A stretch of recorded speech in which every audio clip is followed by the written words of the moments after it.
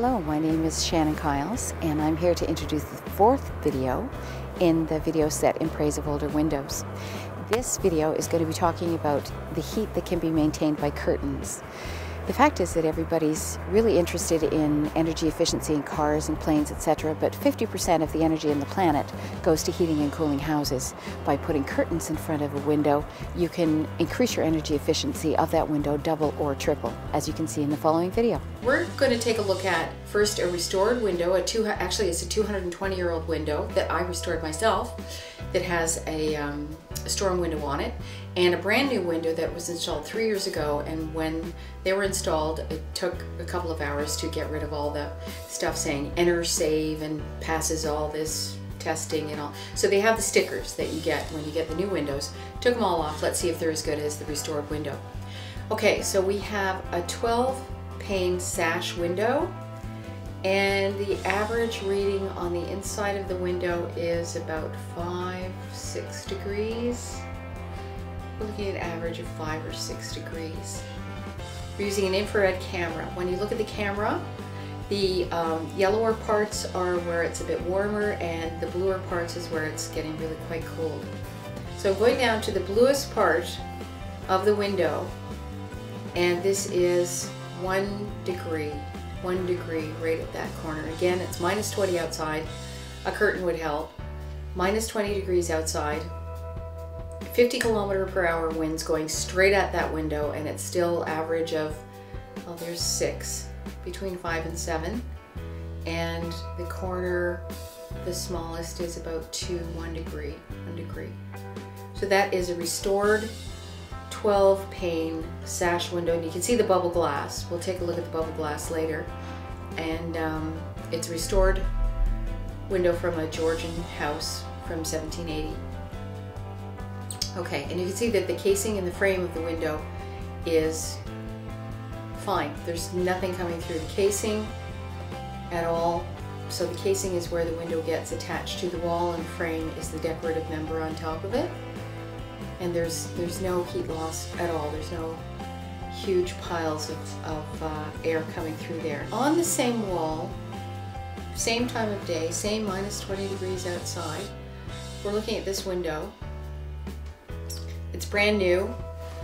The average temperature is again 4 to 5 degrees. So it's the same brand new window, same temperature overall on the window.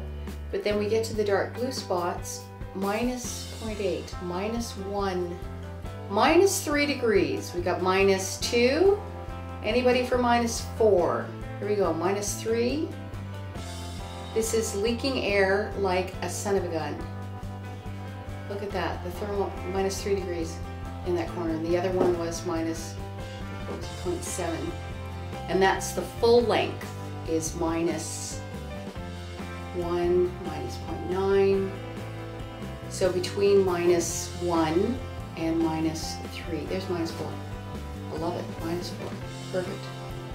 Okay, the top is the same. It's obviously going to be a little bit warmer because the heat goes up, but we're looking at leakage all around the outside of that window. So we can conclude that the window that is new, brand new from Toronto, with all the stickers saying that it's up to code, it's doing everything it's meant to do by law. Oh, minus 5, love it. Minus 5 degrees, let's cover that up. Did not perform as well as the restored 220-year-old window. So the restored window did fare better. Temperature's better, thermal mass is better. Okay, so we're getting the ambient temperature of the room. We're going to get the thermal mass of the wall, and it looks to be around 18 degrees, 17, 18 degrees. And that's a that's an ICF wall, and this is the inside temperature of the room. So it's around 18 degrees. Now we're going to go to the curtain. We're at the casing of the window, and we're going onto the curtain, and the curtain is 15 degrees. 15 degrees. It is minus 20 outside, 16, so it's between 15 and 16 degrees all across that curtain, which is really quite extraordinary. 16, almost 17 in some places, but around 15, 16 degrees. And that's with one small custom-made or sort of off-the-shelf curtain that's made to have heat retention properties in it. And it's just a simple panel of fabric. So 15, 16 degrees on that panel. Okay. And then of course near where the panel meets the casing of the window, there's a little bit of cracks of air coming through. But that's the major temperature right there. Okay, now we want to take the curtain down and see what that window would be like without the curtain on it.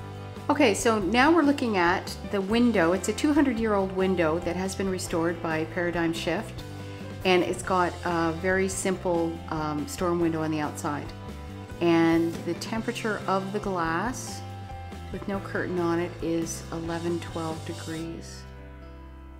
So 11, 12, the top going up, and where the sashes meet is a lot higher, of course, and then at the top pane we're looking at around the edges 7 or 8, but an average of say 8 or 9 degrees, 8 or 9 degrees for that window. So this is a 200-year-old window, and it's minus 20 degrees outside. Okay, the bottom is about 9 degrees for that window without the curtain on it. I hope that we've seen that the energy efficiency of windows can be greatly reduced or greatly enhanced by curtains. And you'll also notice that all of insulation is mostly about trapped air. If you trap the air between the curtain and the window, then you've cut down your energy costs. I hope this has helped.